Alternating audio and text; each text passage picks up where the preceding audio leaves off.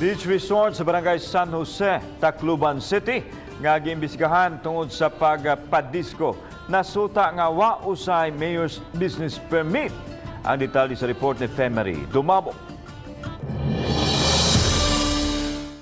Gipadad-an og notice to explain ang tag-iya sa beach resort tungod sa nagitang kalapasan sa health protocol. Di paygayon kini og disko sa milabayng mga simana. Mato ni Attorney Anaklito Lacanilaw, ang executive assistant sa Tacloban City Mayor, nga nisusi sila sa hitabo tungod sa nagtrending nga video sa mga nanagsayaw nga sikit na og wa pa nagsulob og face mask sa usa ka bar and restaurant sa sud sa beach resort. Aside from the notice to explain, binigyan na rin namin ng notice, first notice of violation. Kasi we found out wala pa ng license. Giyangko nila Kanilaw nga nabalaka ang mayor sa syudad sa dihang nasayod sa panghitabo. Kay posibleng kining usa sa hinungdan nga mas makatapa ang kaso sa COVID-19.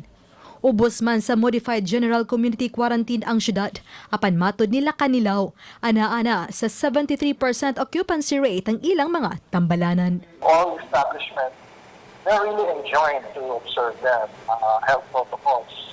Hindi naman tayo close totally kasi, yung situation naman natin talaga. We have to find a sweet spot, between public health at economy. Uba ni Clans Gabotin. Ako si Femery Dumabok. Balitang Bisdak!